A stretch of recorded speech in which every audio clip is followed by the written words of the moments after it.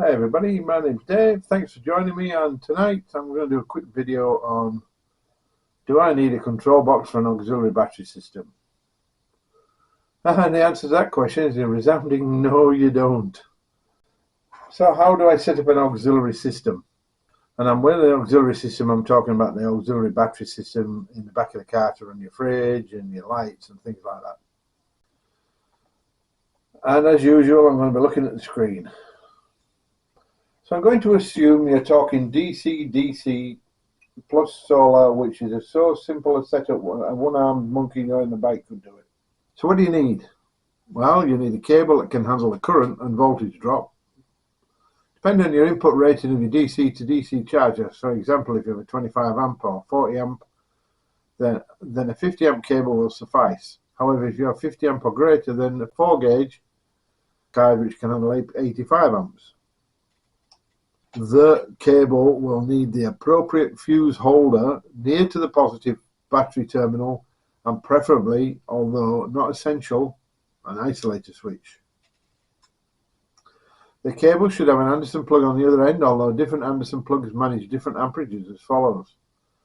So an SBS Mini will take 45 amps, 25 amps, something like that. Can't remember what it is. And then there's an SB50, which most of us know. That's 50 amp Anderson plug, and the SB20 is obviously bigger again. So likely you're going to see the SB50 in your setup.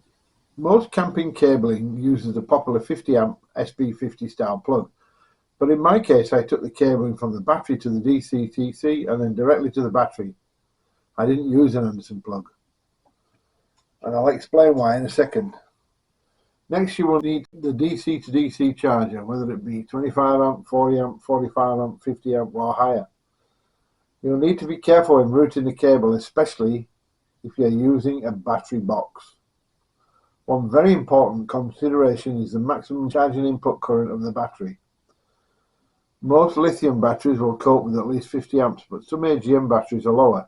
Always check. Also, ensure that your DC to DC has MPPT solar controller built in.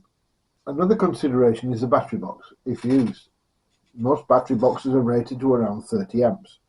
So if you attach to any DC to DC that is outputting more than 30 amps, you'll need to take the cable from the DC to DC directly to the battery terminals. Solar panel considerations. You can easily use a solar panel to connect your DC to DC charger, whether it's a folding panel, a blanket or a fixed panel. They should just plug into the DC to DC charger. Connecting procedure. Get the cables close to the cranking battery so that they're the right distance to be attached, and then attach them to the chassis somewhere so they can't move. Remove the fuse and operate the isolator switch if it is fitted, just to be safe, and remove the Anderson plug plastic outer if required. Tape the terminals together and use a long object like a screwdriver to make it easier to go through the rubber grommet on the firewall. Once through the firewall, secure the cable on the engine side and pull through the excess cable. Route the cable through the car, under the carpet or inside the trim as necessary, or under the cabin into the tray if you're using it on a ute. Once in the back, trim off any excess cable, leaving a small amount spare in case it gets cut or damaged. Attach the cable to the DC to DC charger input terminals or plugs.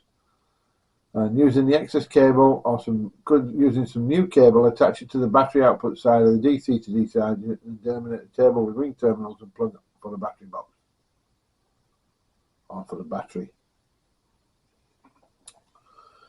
Attach any temperature probes to the battery on earth terminal as required. This is more essential for AGM batteries as they need managing while charging.